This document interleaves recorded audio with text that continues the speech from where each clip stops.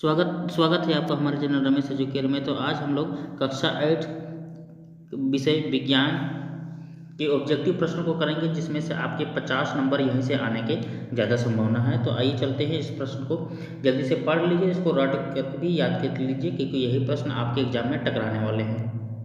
देखिए, पहला प्रश्न लिखा हुआ है। पहला प्रश्न क्या है? सूक्ष्मजीव का निवास स्थान कहाँ है? तो इसका ऑप्शन नंबर हो जाएगा ऑप्शन नंबर डी, उपयुक्त सभी। दूसरा नंबर जो प्रश्न है, दूसरा नंबर प्रश्न है कौन सा रोग मच्छर से फैलता है? तो ये हो जाएगा ऑप्शन नंबर डी, मलेरिया जो है मच्छर से रोग फैलने वाला बीमारी है। अगले चलते हैं प्रश्न। अगला प्रश्न देखिए, अगला प्रश्न तीसरा नंबर लिखा हुआ, बायोडीजल के निर्माण में कौन सा सूक्ष्मजीव सहायक है? तो इसका ऑप्शन नंबर हो जाएगा ऑप्शन नंबर सी। अब चलते हैं अगले प्रश्न पर।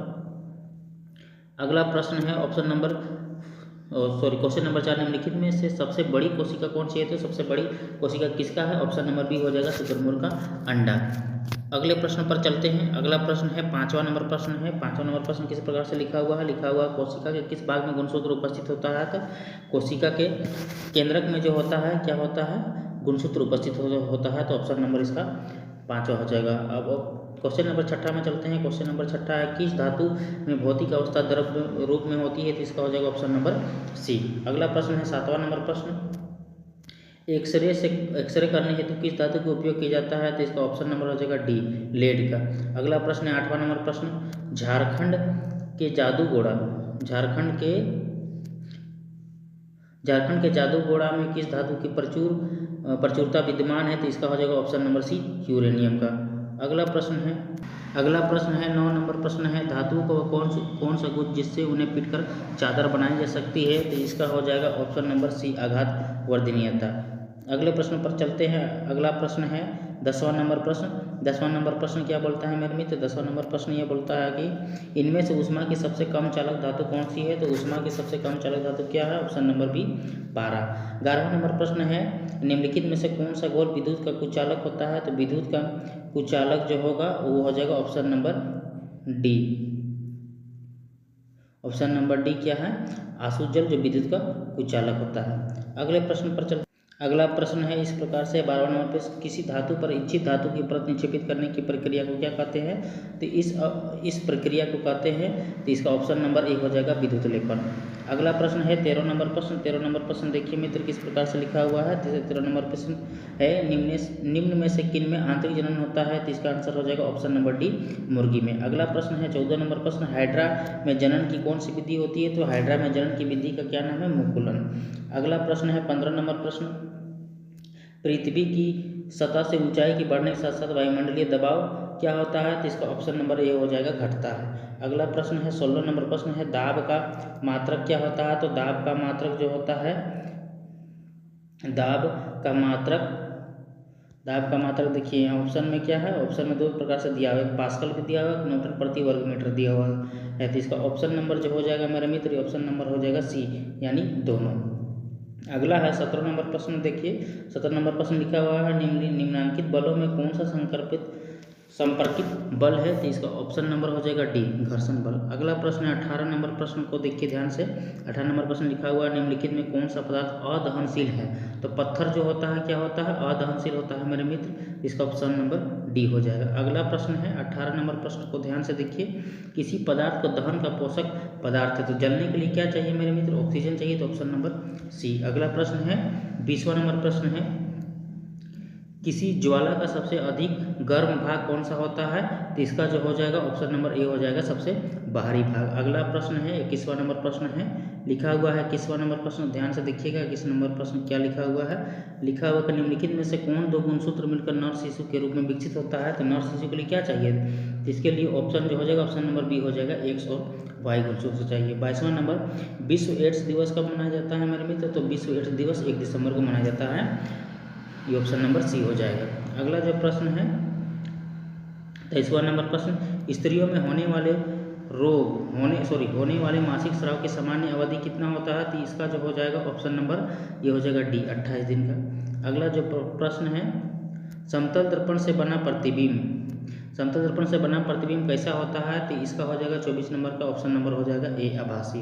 25वां नंबर प्रश्न है, वह यंत्र जो दृष्टि रेखा पर नहीं रहने वाले वस्तु को भी दिखा सकता है, तो जो दूर रखी वस्तु है उसको भी देख सकते हैं, क्या बोलते हैं? पेरिस्कोप। अगला प्रश्न है 26वां नंबर प्रश्न है। 26वां नंबर प्रश्न है आँख में प्रवेश करने वाले प्रकाश की किरणों को कौन नियंत्रित करता है? तो इसका ऑप्शन नंबर हो जाएगा ए, पुतली। अगला प्रश्न है 27वां नंबर, वर्षा ऋतु में बोई जाने वाली अक्टूबर से दिसंबर तक फसल की कटाई करने वाली फसल को कौन सा फसल बोलते हैं? तो वर्षा ऋतु में कौन सा फसल लगाते हैं मेरे मित्र? आप किसान घर के हैं, आसानी से इसका जवाब दे सकते हैं, ये है खरीफ फसल। अगला प्रश्न है स्वपोषी का उदाहरण क्या है? तो स्वपोषी का उदाहरण जो हो जाएगा ऑप्शन नंबर डी, अमरूद का पौधा। 29वां नंबर प्रश्न है हार्वेस्टर मशीन द्वारा फसल की जाती है। तो हार्वेस्टर मशीन के द्वारा फसल की क्या किया जाता है? कटाई किया जाता है। 30वां नंबर प्रश्न को ध्यान से देखिए, थोड़ा लंबा प्रश्न है। बड़े शहरों में रात्रि में चांद, तारे, ग्रह, उपग्रह क्यों नहीं दिखाई देते हैं? तो इसका हो जाएगा ऑप्शन नंबर सी, धूल होता है, धुएं से भरे आसमान में कहीं खो जाते हैं, इसलिए चांद, तारे, ग्रह, उपग्रह दिखाई नहीं देते हैं। 31वां नंबर प्रश्न है सबसे दूर, तो सबसे दूर ग्रह कौन है मेरे मित्र? सबसे दूर ग्रह है नेपच्यून। अगला जो प्रश्न है 32वां नंबर प्रश्न है खगोलीय पिंडों की दूरी को इसको इकाई किससे मापा जाता है? तो इससे मापा जाता है प्रकाश वर्ष से। अगला जो प्रश्न है 33 नंबर प्रश्न है किस घर्षण की अपेक्षा सर्पी घर्षण बहुत कम होता है? तो इसका हो जाएगा ऑप्शन नंबर ए, स्थैतिक घर्षण। 34वां नंबर प्रश्न को ध्यान से देखिए। 34वां नंबर प्रश्न क्या बोलता है? तरल हवा जल में गति करने वाले वस्तु को उचित आकार देकर घर्षण बल होता है। तो घर्षण बल क्या होता है मेरे मित्र? तो घर्षण बल क्या होता है? कम हो जाता है। अगला प्रश्न है 35 नंबर प्रश्न। 35 नंबर प्रश्न को ध्यान से देखिए, किस आकृति की वस्तु तरल घर्षण आकृतिक वस्तु पर तरल घर्षण कम हो जाता है? इसका हो जाएगा ऑप्शन नंबर सी, नौकाकार, है ना, आकृति में वस्तु घर्षण कम होता है। 36 नंबर प्रश्न है। 36 नंबर प्रश्न लिखा हुआ प्रथम पूर्ण रूप से संश्लेषित रेशा किसे कहा जाता है? तो ऑप्शन नंबर बी हो जाएगा नायलॉन। अगला जो प्रश्न है 37 नंबर प्रश्न है लिखा हुआ है निम्न में से किस धागे की मजबूती सबसे अधिक होती है? तो इसका हो जाएगा ऑप्शन नंबर ये हो जाएगा सी, नायलॉन का। अगला प्रश्न है 38वां नंबर प्रश्न, दमकल कर्मचारी जिसको फायर ब्रिगेड बोला जाता है, दमकल कर्मचारियों के कपड़े पर किसकी परत चढ़ी होती है? तो इसका 38वां नंबर का होगा option number A, melamine.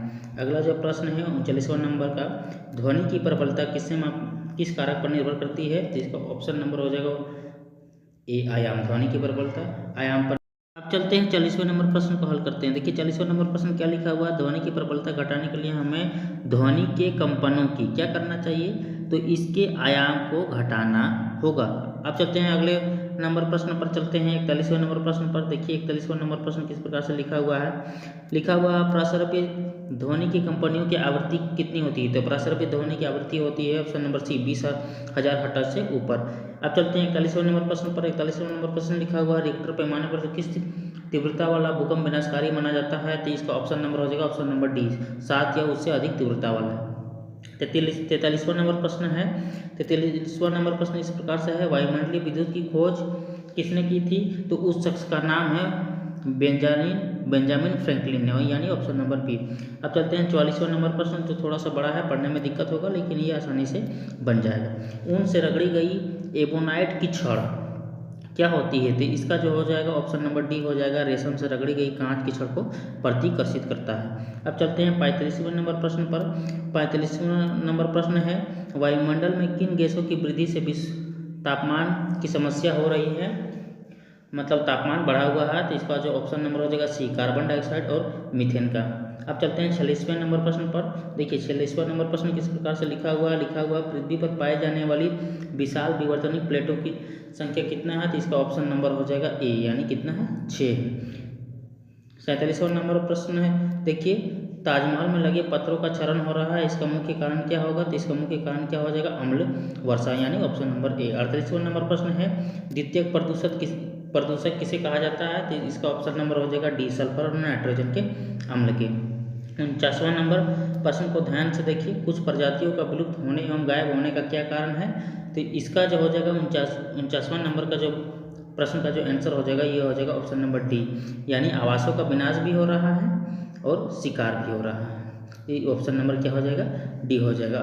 Last और अंतिम सवाल जो विज्ञान का 50 प्रश्न में सबसे अंतिम सवाल देखिए ये लिखा हुआ है पेट्रोलियम का कौन सा उत्पाद सड़क निर्माण हेतु उपयोग में लाया जाता है, तो इसका जो आंसर हो जाएगा ऑप्शन नंबर सी हो जाएगा बिटुमेन। इस प्रकार हमने विज्ञान के 50 प्रश्नों को हल कर लिया। यही प्रश्न आपके एग्जाम में आने वाले हैं, इसको ध्यान से पढ़िएगा तभी आपके 50 में से 50 नंबर आएंगे, अन्यथा आपका रिजल्ट खराब हो सकता है। इस बात को जरूर ध्यान दीजिएगा और वीडियो को अच्छा लगे तो सब्सक्राइब, लाइक और कमेंट जरूर कीजिएगा। धन्यवाद।